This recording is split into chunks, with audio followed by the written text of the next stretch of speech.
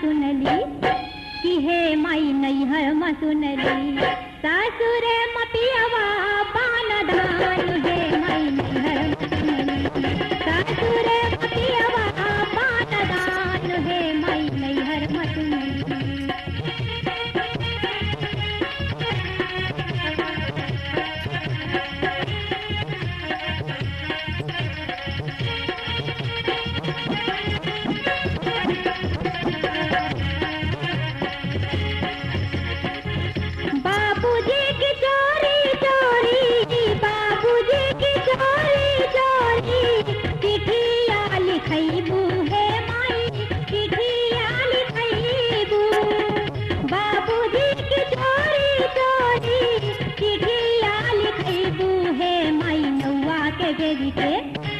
हे माई नौवा के भेज के पियावा के ले दे भूलवाए हे माई नौवा के भेज के पियावा के ले दे भूलवाए हे माई नौवा के भेज के।